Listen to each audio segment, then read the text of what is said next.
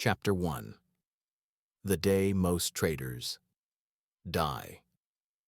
There's a moment in everyday trader's life that nobody knows about.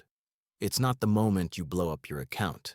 It's not the moment you hit your stop loss for the 5th time in a row. It's quieter than that, more devastating. It's the moment you realize that everything you thought you knew about day trading was designed to destroy you. That moment when everything changes. I remember mine. It was a Tuesday. The market had been choppy all morning.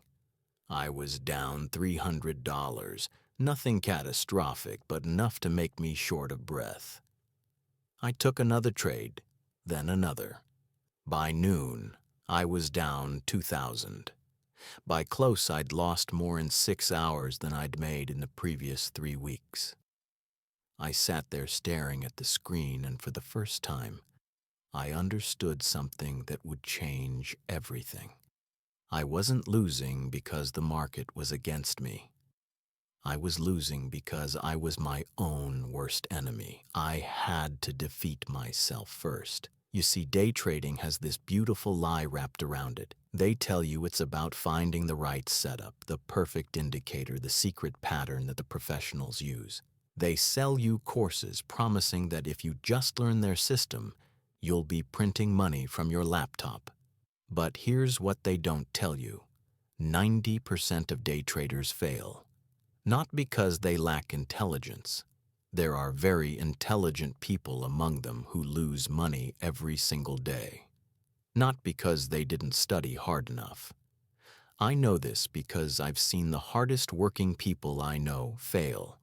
They fail because they make the same 3 fatal errors over and over until their account bleeds out and they disappear into the statistics. And the cruelest part, most traders never even know what killed them. They never understand, and they lose all their money countless times over and over until they wake up. And then they blame the market. They blame their broker. They blame bad luck. But the truth is far more brutal. They destroyed themselves. If we don't take full responsibility and continue to see the market as the only reason for our mistakes, unfortunately, we will only continue to lose money. Those traders who destroyed themselves walked into traps that were so obvious in hindsight, yet completely invisible in the moment. If you're listening to this right now, there's a good chance you've felt that pain. Maybe you're feeling it right now. Maybe you've had days where everything you touch turns red. You've felt cursed. Days where every entry feels wrong, where everything goes backwards. Days when you close your laptop wondering if you're the right person for this. There's something you need to hear. That pain isn't random. It's not the universe punishing you. It's a pattern. And once you see the pattern, once you understand the 3 fatal errors that are destroying your trading, everything changes. Whether you want it to or not, I'm not going to promise you that this will make you rich. I'm not going to tell you that after this audiobook, you'll never lose again. I'm not selling dreams. But I will tell you this. If you can identify these 3 errors in your own trading, if you can catch yourself before you make them, you'll already be ahead of 90% of the traders who started this journey with you. Because most of them will quit before they ever figure out what was killing them all along. They'll give up. Because they do the same things every day. Blame the markets and keep losing money. They have no idea that their perspective is the real problem. Before we dive into the errors themselves, I need you to understand something fundamental. Day trading isn't hard because the market is complex. It's hard because it reveals who you really are. Facing yourself is the truly difficult part. Every tick of the price, every candle that forms, every decision you make is a mirror reflecting your fear, your greed, your impatience, your ego. Remember this. The market doesn't care about your bills. It doesn't care about your dreams. It doesn't care about your debts. It only cares about exposing the truth of your psychology. It hopes your psychology is weak and tries to take the money from your pocket. And for most traders, that truth is ugly. The three fatal errors we're about to explore aren't technical mistakes. They're not about using the wrong indicator or missing a support level. They're psychological traps, invisible patterns of behavior that feel right in the moment but destroy you over time. They're the difference between traders who survive and traders who become cautionary tales. And here's the thing that makes them so dangerous. You can know about these errors intellectually and still fall into them. This is a very common situation, because knowing isn't the same as doing. Understanding isn't the same as discipline. I've watched hundreds of traders come and go. I've seen brilliant minds with advanced degrees blow up their accounts in weeks. I've seen high school dropouts build consistent income streams. The difference was never intelligence. It was self-awareness, the ability to see yourself clearly when money is on the line, the courage to admit when you're wrong, the discipline to walk away when every fiber of your being wants to take one more trade. People who understand the power of doing nothing when necessary and just watching the markets. So as we move through these three fatal errors, I don't want you to just listen. I want you to look for yourself in them, because I guarantee you're making at least one of these mistakes right now, maybe all three.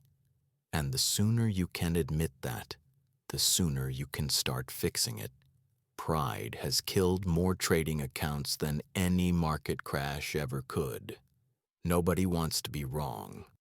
Nobody wants to admit they're wrong. Let me tell you what happened after that Tuesday when I lost $2,000 in a single session. I didn't trade for 3 days. Not because I was scared, though I was, but because I needed to understand what had gone wrong. I pulled up every trade I'd taken that day. I journaled every decision. I forced myself to relive each entry, each exit, each moment of panic. And slowly, a pattern emerged. I wasn't trading the market. I was trading my emotions, fear of missing out, desperation to make back losses, greed when I saw a quick profit. Every single trade was emotional, not strategic. My emotions were controlling me because I had made mistakes I shouldn't have made over and over again and lost what was, for me, big money. And I was still under its influence. I couldn't even think straight.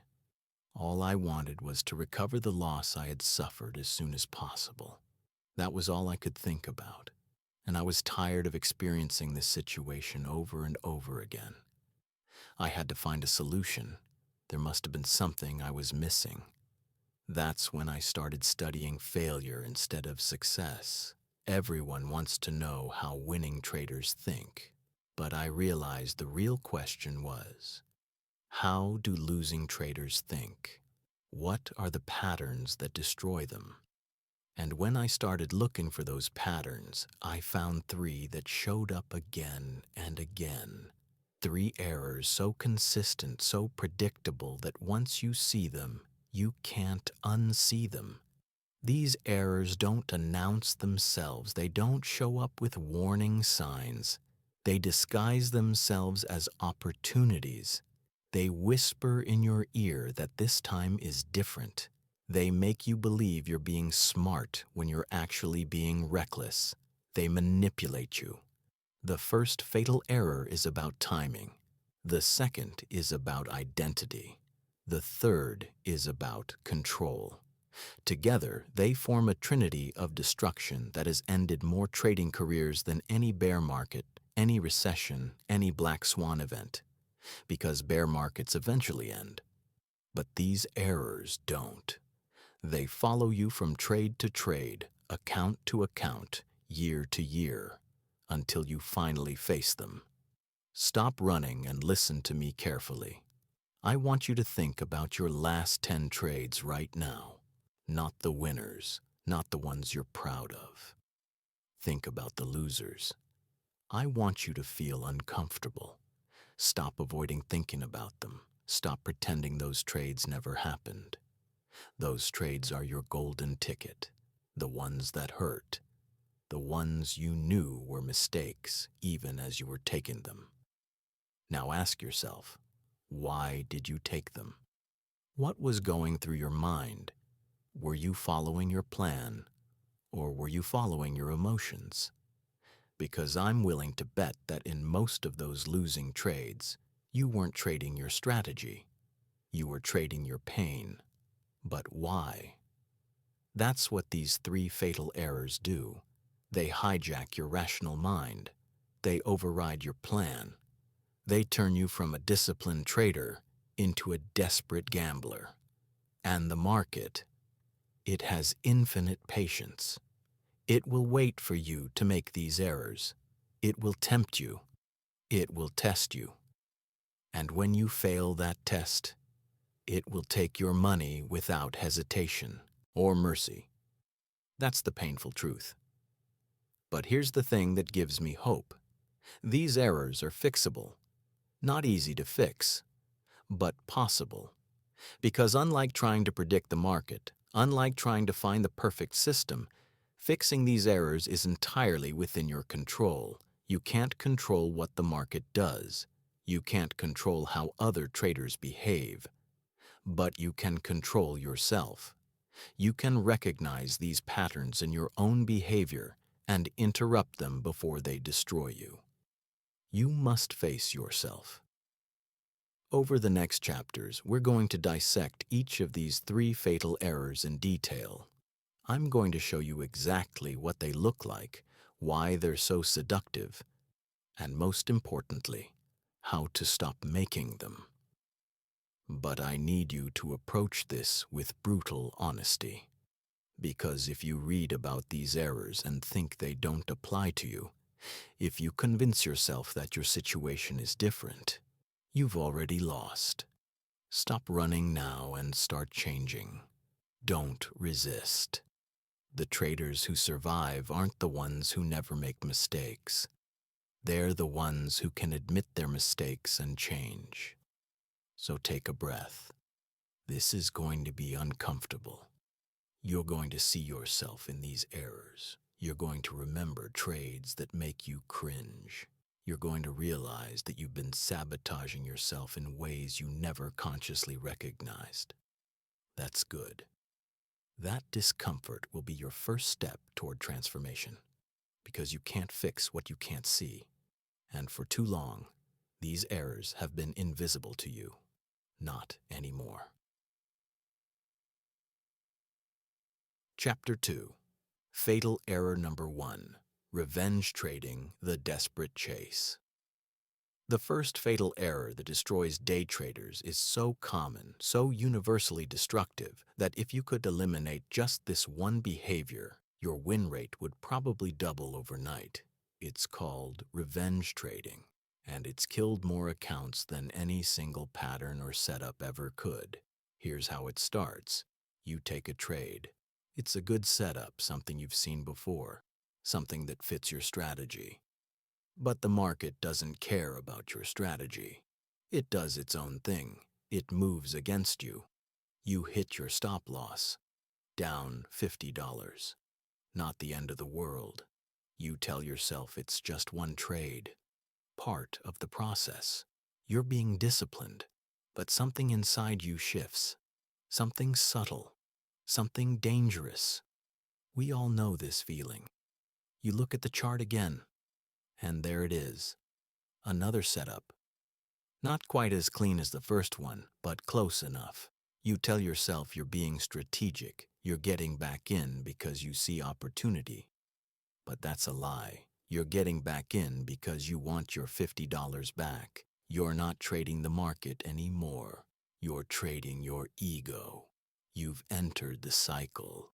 This is where revenge trading begins. Not with rage, not with slamming your keyboard or screaming at the screen. It begins with a whisper, a quiet voice that says, "You deserve to make that money back."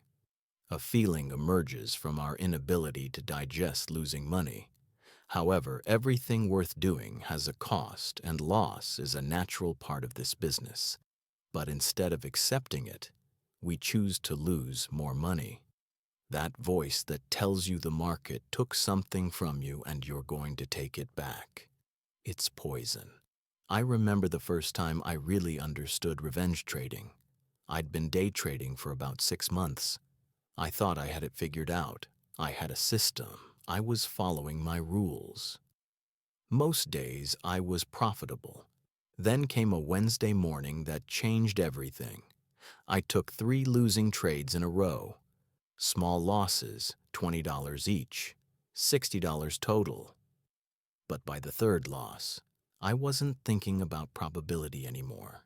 I wasn't thinking about my strategy. I was thinking about how unfair it felt, how the market was wrong and I was right, how I needed to prove that I knew what I was doing. So I doubled my position size. I took a trade that barely met my criteria. I told myself I was being aggressive, taking advantage of volatility.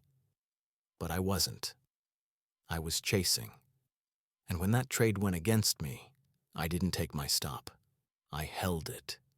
I watched it go deeper into the red because admitting another loss felt impossible. By the time I finally got out, I was down $300, 5 times more than my original losses. All because I couldn't accept being wrong, because I couldn't digest it. How can a trader who can't accept losing be successful? When was the last time you didn't break your discipline and make a crazy move when losing consecutively? When was the last time you passed that test? Let's continue. That's the fatal part of revenge trading. It's not just that you take bad trades. It's that you take bad trades with worse risk management. You increase your position size, you widen your stops, you hold losses longer. You do everything wrong because you're not trading for profit anymore. You're trading for validation. You're trying to prove to yourself, to the market, to some invisible audience that you're not a loser. But here's the truth that took me years to accept. The market doesn't know you exist. It doesn't care about your last trade. It doesn't remember that it took $50 from you. Every tick of the price is completely indifferent to your emotional state. When you revenge trade, you're not fighting the market, you're fighting yourself. And you're losing. You're entering a war where your defeat is certain. Let me paint you a picture of what revenge trading really looks like. You're sitting at your desk. It's 10 in the morning. You've taken 2 small losses. You're down $80. Your hands are tense on the mouse. Your jaw is clenched. You're staring at the screen like it owes you something. Another setup forms. It's not great. It's not terrible. It's marginal. On a normal day, you'd probably pass. But this isn't a normal day. You're down. You're frustrated. And that setup looks like redemption. You feel like you have to make it back. How can they expect you not to take a trade while experiencing all this? Of course you can't help yourself. You click buy. Immediately you feel relief. You're back in. You're in the game. You have control. Now you have a chance to recover. For about 30 seconds, the trade moves in your favor. You relax a little. You feel vindicated. Good thing I did, you say. See? You were right. The market was wrong to stop you out before. Then it reverses. Slowly at first, then faster. Your stop is at $75. The trade hits $65 loss. You tell yourself it'll bounce. It doesn't. $70, $80. Now you're past your stop. But you can't exit. Because exiting means admitting you were wrong again, but you can't handle acceptance. Instead, you choose to lose more money. So you hold and hold until the pain becomes unbearable and you finally close at a $150 loss. You keep experiencing the same traumatic and painful ending, making yourself feel worse. But there's still a light. In less than 5 minutes, you turned an $80 down day into a $230 disaster. And the sickest part, you'll probably take another trade right after. Because now you're not just revenge trading. You're in full emotional spiral. Your brain is flooded with cortisol. Your rational mind has been overridden by your limbic system. You're in fight or flight mode. And in that state, you can't trade. You can only react. It's now impossible for you to think and act properly. And you've experienced this moment countless times. Actually, you know all of this very well. But you still can't stop yourself. Isn't that painful? One of the dark sides of being a trader. This is why revenge trading is a fatal error. It's not just one bad trade. It's a cascade. It's a psychological avalanche that buries you under losses that compound faster than you can process them. I've seen traders lose a week's worth of profits in a single revenge trading session. I've done it myself more times than I care to admit. So why do we do it? Why do intelligent, educated people repeatedly make the same irrational decision? The answer is buried in how our brains are wired. When you take a loss, your brain processes it the same way it processes physical pain. Studies using MRI scans show that financial loss activates the same neural regions as getting punched. Your brain literally interprets losing money as being attacked. And when you're attacked, your instinct is to fight back. That's why you feel compelled to respond instead of holding yourself back. But the market isn't a person. It can't be intimidated or defeated. Fighting back against the market is like fighting back against gravity. You'll lose every single time. The market doesn't even register your existence. It doesn't care about you. It's an aggregate of millions of decisions, billions of dollars, countless forces way beyond your control. When you revenge trade, you're essentially punching the ocean because a wave knocked you down. The second psychological driver of revenge trading is what behavioral economists call loss aversion. Humans feel the pain of loss roughly twice as intensely as the pleasure of equivalent gain. Losing $50 hurts more than making $50 feels good. This asymmetry creates a desperation to avoid or reverse losses. Your brain will convince you to take stupid risks to make back what you lost, risks you would never take if you were starting fresh. And then there's the ego component. Nobody wants to be wrong. Nobody wants to admit defeat. This may serve you in real life, but it's one of the things that kills you when trading, especially people who are drawn to day trading. If you're here, you're probably intelligent, probably competitive, probably used to succeeding at things you try. But the market doesn't care about your resume. It doesn't care that you graduated top of your class or that you're successful in your career. It will humble you.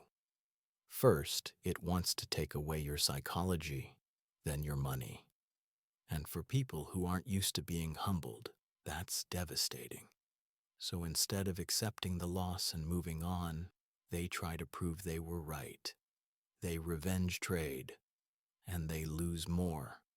I learned to recognize revenge trading in myself by tracking my emotional state before each trade. I started keeping a simple journal. Before I entered any position, I wrote down one word describing how I felt: confident, calm, frustrated, anxious, angry. And when I looked back over weeks of data, the pattern was undeniable. Every significant loss came after an emotional entry. Every time I wrote frustrated or angry, the trade that followed was a disaster. The signs were always the same. They were always there. I started to see them. That was my breakthrough. I realized I needed a rule that had nothing to do with charts or indicators.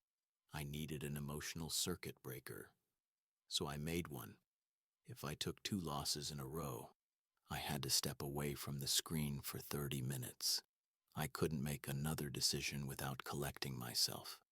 Not optional, mandatory. At first, it felt like torture. Stepping away felt like giving up, like admitting defeat. But what I found was that 30 minutes was enough time for my cortisol levels to drop, for my rational brain to come back online, for me to see clearly again. And this changed everything. When I came back after those 30 minutes, the charts looked different. Setups that seemed like opportunities before now looked like traps. Trades I was desperate to take now seemed obviously bad. That distance saved me thousands of dollars, maybe tens of thousands, because it interrupted the revenge trading cycle before it could destroy me. It kept me away from potentially thousands of dollars in losses. Just one single rule. Here's what you need to understand. Revenge trading feels like you're taking control. It feels like you're being proactive, aggressive, opportunistic, but you're not. You're being controlled by your emotions. You're a puppet, and fear and ego are pulling the strings. Real control is walking away. Real strength is accepting the loss and waiting for genuine opportunity. The market will be here tomorrow. It'll be here next week. But if you revenge trade yourself into a blown account, you won't be. Remember this. If you lose all your money when your best setup comes, you'll just watch it. You've probably experienced this many times. Right now, I want you to think about the last time you revenge traded. Maybe it was yesterday, maybe it was this morning. Go back to that moment in your mind. What were you feeling, really feeling? Were you calm and confident, or were you tight and desperate? Were you trading your plan, or were you trading your pain?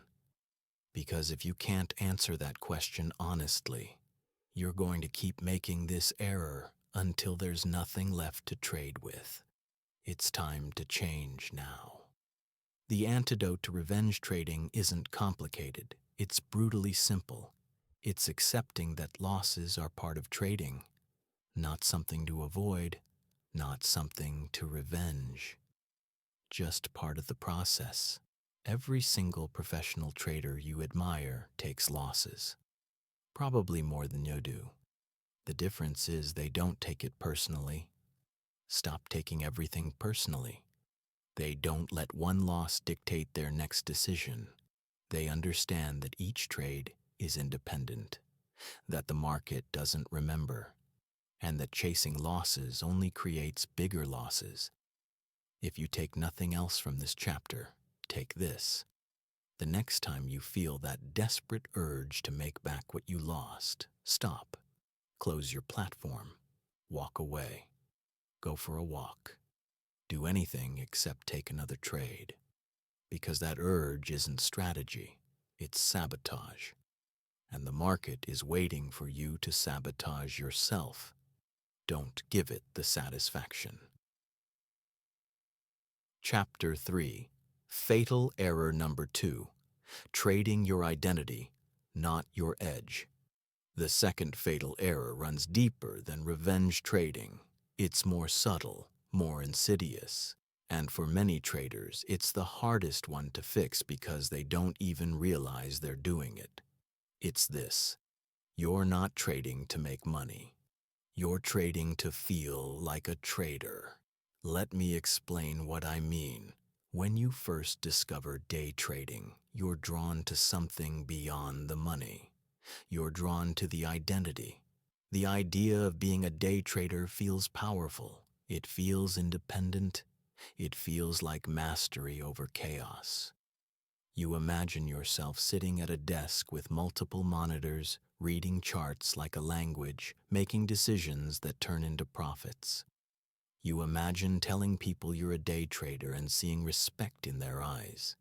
You imagine the freedom, the control, the proof that you're smarter than the average person.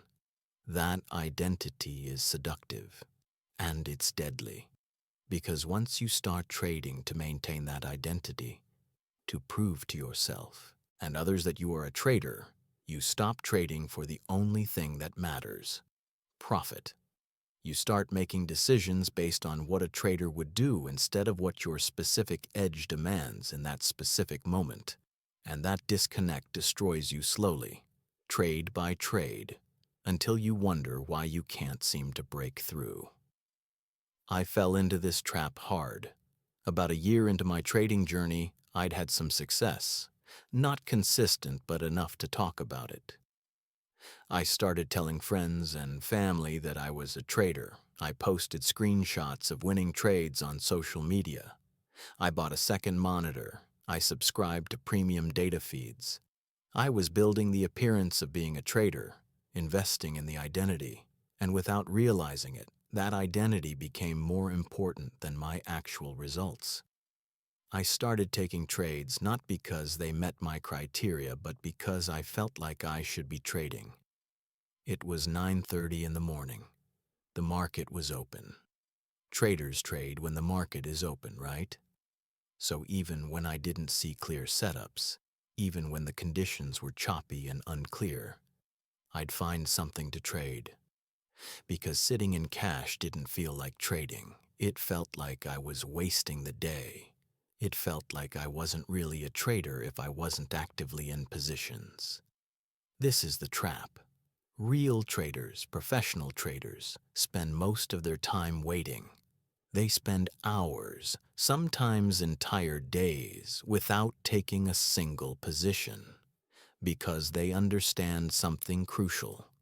Being a trader isn't about constant activity. It's about taking the right trades. But when you're trading your identity instead of your edge, sitting in cash feels like failure. It feels like you're not doing your job. So you force trades, you create activity, you convince yourself that marginal setups are good enough because you need to feel like you're trading. The second way this error manifests is in how you talk about your trading. When people ask how it's going, what do you say? Do you give them honest assessments of your profit and loss? Or do you tell stories about the big winners? Do you emphasize how much you've learned? Do you focus on the process rather than the results? Because if you're like most traders caught in this error, you're protecting the identity. You're managing the narrative. You're making sure that everyone, including yourself, still believes you're a trader, even when your account balance says otherwise. I remember a conversation with my brother about 2 years into my trading journey. He asked me how it was going, and instead of telling him the truth that I was barely break even over the past 6 months, I told him about a trade where I'd made $800 in 20 minutes. I made it sound like that was typical, like I was crushing it. And he was impressed. He told other people his brother was a day trader making money from home. And that felt good. That external validation felt so good that I started chasing it. I started taking aggressive trades just so I'd have stories to tell, just so I could maintain the image. That's when I realized I'd completely lost the plot. I wasn't trading to build wealth. I wasn't even trading to become a better trader. I was trading to maintain an identity that I'd constructed, an identity that required me to have action, to have stories, to have proof that I was who I said I was. And that identity was bankrupting me. Here's the brutal truth. The best traders I know are boring. They don't have exciting stories. They don't make 1,000 trades a month. They make a handful of high-probability trades and spend the rest of their time waiting. They don't post on social media. They don't need external validation. They don't even really identify as traders. They just do the work and collect the profits. The identity means nothing to them. The process is everything. But most traders can't do that because being boring feels like losing. It feels like you're not really in the game. So they overtrade, they take mediocre setups, they force opportunities that aren't there, all because their identity demands activity, their ego demands proof, and the market, ruthless as always, takes their money while they're busy performing the role of trader instead of actually trading. This error also shows up in how you handle losses. When you're trading your identity, losses become existential threats. Because if you're a trader, real traders don't lose this much. Real traders are profitable. So when you're in a drawdown, when you're having a rough month, you start to panic not just about the money, but about what it means. Does this mean I'm not a trader? Does this mean I've been fooling myself? Does this mean I need to give up? That panic drives desperate behavior. You start taking bigger risks to prove you belong. You ignore your rules because following your rules isn't producing the results that validate your identity. You start looking for new systems, new strategies, new edges. Not because your current approach is flawed, but because you need something, anything, that will make you feel like a trader again. The fix for this error is painful. You have to be willing to let go of the identity. You have to stop caring about being a trader and start caring only about making profitable trades. That sounds simple, but it requires genuine ego death. It requires accepting that most days you won't trade at all, that most setups aren't worth taking, that your job isn't to be in positions. Your job is to preserve capital until the perfect opportunity appears and then execute without hesitation. I made this shift after a particularly brutal month where I lost $1,200. I sat down and forced myself to answer one question. Am I trading to make money, or am I trading to feel like I'm a trader?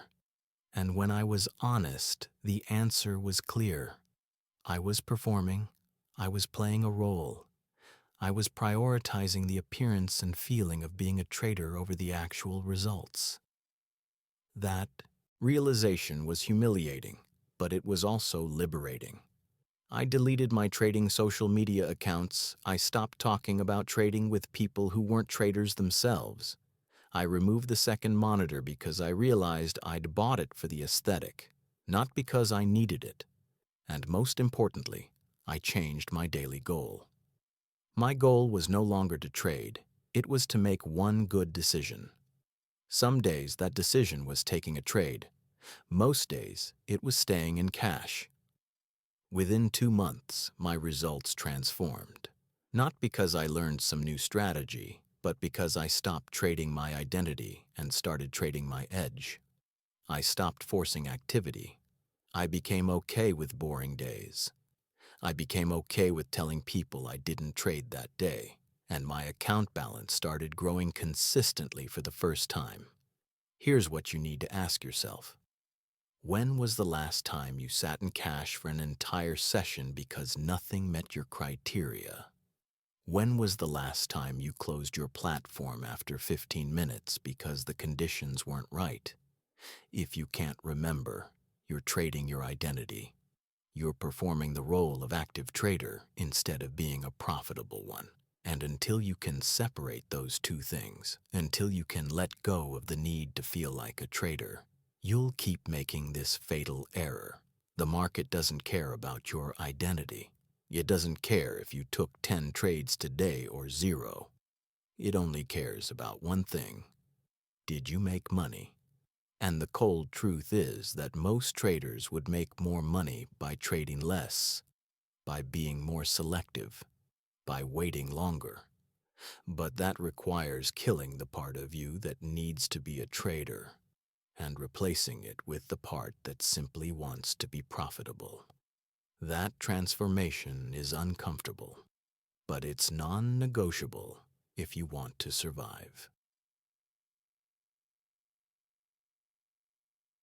Chapter 4. Fatal error number 3. The illusion of control. The third fatal error is the most deceptive of all. It's the one that makes you feel smart while it's destroying you. It's the illusion of control, the belief that you can manage, predict, or force outcomes in the market through sheer willpower and analysis. Here's how it shows up. You take a trade. It moves against you slightly. Instead of taking your stop, you think you can manage it. You'll watch it closely. You'll add to the position if it gets better. You'll exit manually at the perfect moment. You've convinced yourself that active management equals better results. But what you're really doing is refusing to accept that the market is in control, not you. I used to do this constantly. I'd enter a trade with a stop loss, but I'd never actually set the order. I'd tell myself I'd take it manually because I wanted to see how the price action developed. I wanted the flexibility to adjust. But that's not flexibility. That's ego. That's the belief that my real-time judgment would somehow be better than my pre-planned strategy. And every single time, it cost me. The market moves fast. When your trade is bleeding, when you're watching your unrealized loss grow, your brain floods with stress hormones. Your rational mind shuts down. Your stop loss that made perfect sense when you planned the trade suddenly seems too tight. You start bargaining. If it just gets back to break even, I'll get out. But it doesn't get back to break even. It gets worse. And by the time you finally exit, you've lost 3 times what your original stop would have cost you. This error extends beyond stop losses. It shows up in position sizing. You calculate that you should risk 2% of your account on a trade. But when you enter, you feel really confident. So you bump it to 3%, then 4%. Because you're in control, right? You know what you're doing.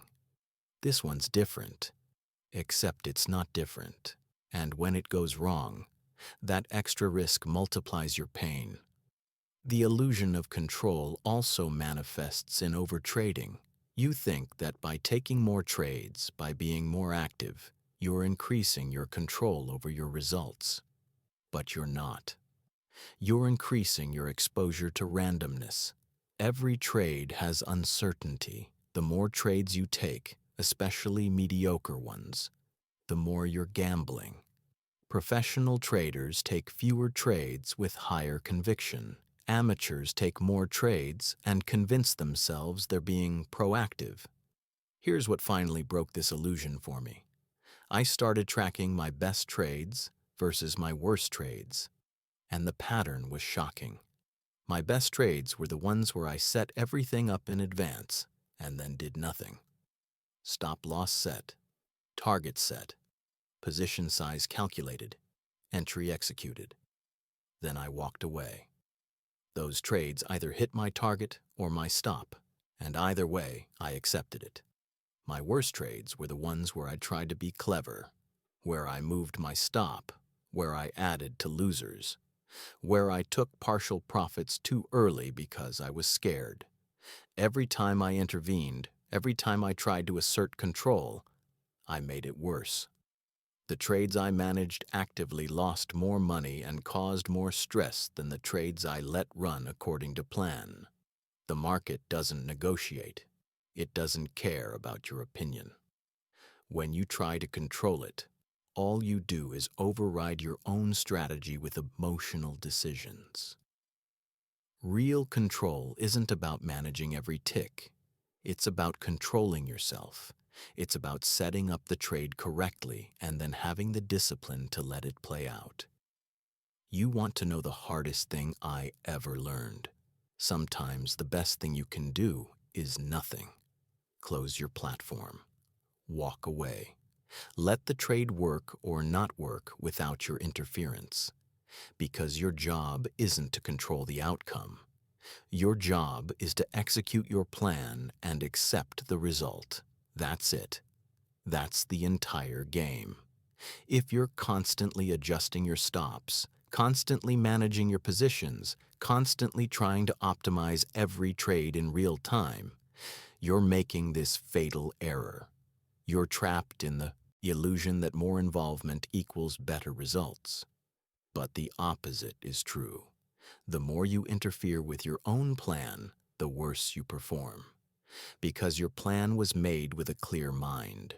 Your interference is made with a stressed mind, and a stressed mind makes terrible decisions.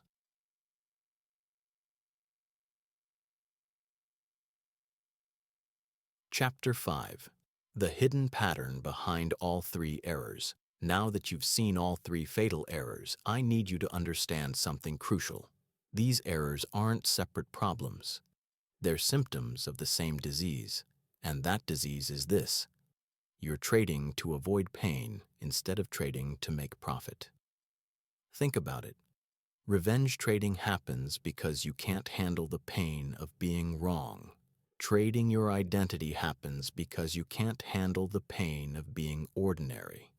The illusion of control happens because you can't handle the pain of uncertainty. Every single error is driven by your inability to accept discomfort. The market is designed to cause discomfort. Losses cause pain. Missed opportunities cause pain. Drawdowns cause pain. Uncertainty causes pain. And your brain will do anything to avoid pain. It will convince you to take bad trades. It will convince you to lie to yourself. It will convince you that this time is different. All to avoid the simple truth that trading is uncomfortable, and there's no way around it. Professional traders aren't more comfortable than you. They just have a higher pain tolerance. They've accepted that discomfort is the price of admission. They don't try to trade their way out of pain. They sit with it. They feel it. They let it pass. And then they make their next decision from clarity, not desperation. I realized this after years of struggling. I wasn't losing because I lacked knowledge. I was losing because I was trying to feel good while trading. And feeling good is the enemy of good trading. Good trading feels boring most of the time. It feels like you're doing nothing. It feels like you're missing out. It feels like you're not being productive. And if you can't tolerate those feelings, you'll keep making the same errors forever. So here's what you need to do. Start tracking your emotional state when you trade. Before every entry, write down how you feel. Calm, anxious, excited, frustrated. And at the end of the week, look at the correlation between your emotions and your results.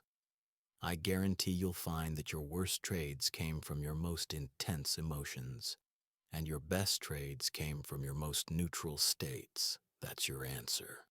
You need to become emotionally neutral, not detached, not robotic, just neutral. You need to care about the outcome without being attached to it. You need to want profit without needing it.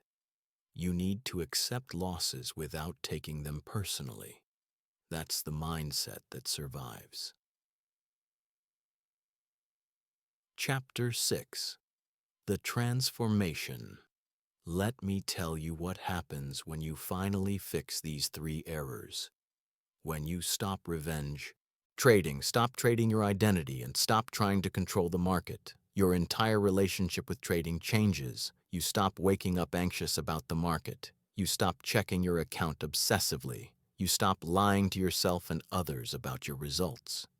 You start trading less and profiting more. You start seeing the market clearly instead of through the fog of your emotions. You become the trader you always had the potential to be. But here's the hard truth. Knowing about these errors isn't enough. You have to catch yourself making them in real time. You have to build systems that prevent them. You have to journal. You have to reflect. You have to be brutally honest with yourself every single day. Start with one simple rule. After every losing trade, step away for 30 minutes. No exceptions. That one rule will prevent 90% of your revenge trades. Then add another rule. Before you take any trade, write down why you're taking it. If you can't articulate a clear, strategic reason, don't take it. That rule will prevent you from trading your identity. And finally, set your stops in advance and never move them. Automate your exits. Remove your ability to interfere. That will cure your illusion of control. These aren't complicated fixes. They're simple.